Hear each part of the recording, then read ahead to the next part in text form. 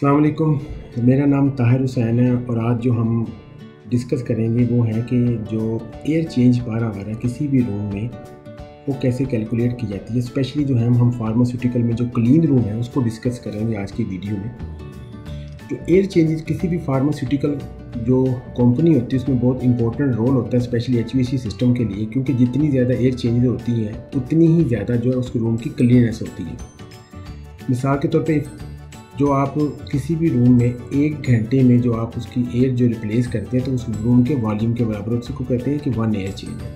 अगर किसी रूम की 60 एयर चेंजेस हो 1 घंटे में तो हम कहेंगे कि वो 60 टाइम उसकी एयर चेंज है, वो 60 टाइम उस रूम की जो वॉल्यूम के हिसाब से जो है एयर जो है वो रिप्लेस हुई है। सो FDA जो है वो रिकमेंड करता है कि जो क्लीन रूम है उनकी मिनिमम एयर चेंजेस जो वो 20 एयर चेंजेस मिनिमम होनी चाहिए। अब हम कैलकुलेट करेंगे कि कैसे हम एयर चेंज कैलकुलेट करते हैं किसी भी क्लीन रूम में। तो स्टेप नंबर 1 है कि हमने पहले क्या करना है कि ये आपके सामने एक HEPA फ़िल्टर है। अगर किसी रूम के अंदर 5-6 जितने भी HEPA फ़िल्टर लगे हुए हैं तो आपने सबका ही कैलकुलेट करना होता है। तो मैं एक फ़िल्टर का आपको बताता हूँ कि आपने इसकी मीन पहले आपने एनेमोमीटर से मीन वेलोसिटी जो है वो कैलकुलेट करनी है। आप यहाँ इस कॉर्नर से, फिर इस कॉर्नर से, इस कॉर्नर से, इस कॉर्नर से और सेंटर से आपने उसकी वेलोसिटी कैलकुलेट करनी है। आपके पास मीन वेलोसिटी आ जाएगी। तो पहले स्टेप में आपने वेलोसिटी कैलकुलेट की। अब स्टेप नंबर 2 में आपने एरिया कैलकुलेट करना है HEPA फ़िल्टर का। सिंपली आपने लेंथ को विड्थ से मल्टीप्लाई करके एरिया कैलकुलेट कर लेंगे। स्टेप नंबर 3 में आपने जो एयर वॉल्यूम है वो कैलकुलेट करना है पर मिनट। जस्ट आपने कंटिन्यूटी इक्वेशन के थ्रू एरिया इंटू वेलोसिटी को मल्टीप्लाई करके आपने एयर वॉल्यूम कैलकुलेट कर लेना। ये स्टेप नंबर 3 है। स्टेप नंबर 4 में आपने रूम का वॉल्यूम कैलकुलेट करना है कि रूम की लेंथ कितनी है, विड्थ कितनी है और हाइट कितनी है। ये आपने वॉल्यूम कैलकुलेट कर लेना है। और स्टेप नंबर 5 जो कि हमारा आखिरी स्टेप है, इसमें अब आपने air changes per hour calculate करनी है। एयर चेंजेस पर आवर के लिए जो फार्मूला होता है वो इज इक्वल टू क्यू जो आपका एयर वॉल्यूम है जो आपने पहले कैलकुलेट कर लिया हुआ है, जो कि एरिया और वेलोसिटी को मल्टीप्लाई करके 60 डिवाइडेड बाई रूम वॉल्यूम है ये।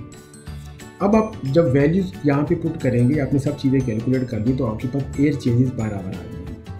ये हमारे पास ISO क्लासेज है क्लीन रूम की। तो आप देखें कि जैसे ISO क्लास 5, 6, 7, 8 है और ISO 5 के लिए सबसे ज़्यादा एयर चेंजेस होती है 240 से 480, ISO 6 के लिए 150 से 240। लेकिन ये फिक्स नहीं, ये भी वेरिएबल होती है क्योंकि डिपेंड करती है कि आपके जो नंबर ऑफ़ पीपल जो हैं वो कितने हैं उस एरिया में काम कर रहे हैं और इक्विपमेंट कितने हैं और इस तरह की चीज़ों पे भी ये डिपेंड करती होती है। क्योंकि आपकी जो ज़्यादातर जो डस्ट पार्टिकल है 75% वो आपकी नंबर ऑफ़ पीपल की वजह से आते हैं किसी भी क्लीन रूम में।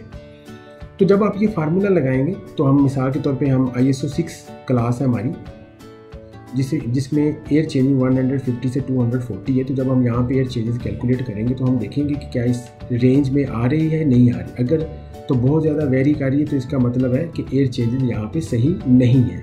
तो अगर आप किसी ऐसे रूम में जाते हैं और आपको ये भी नहीं पता कि ये कौन सी क्लास है तो वहाँ पर भी आप ये एयर चेंजेस निकाल के आप इस टेबल के थ्रू आप कंपेरिजन कर सकते हैं कि ये किस तरह की क्लास यहाँ पे होनी चाहिए। तो ये एक टेबल है, इसके हिसाब से हम इस फार्मूले के हिसाब से हम एयर चेंजेस निकालते हैं और फिर यहाँ पे हम कंपैरिजन करते हैं कि बाकी जो रिकमेंडेशन है क्लीन रूम की एयर चेंजेस के लिए वो हम फुलफ़िल कर रहे हैं या नहीं कर रहे हैं। तो ये आज की वीडियो थी। उम्मीद करता हूँ कि आपको पसंद आएगी इंशाल्लाह। अल्लाह हाफ़िज़।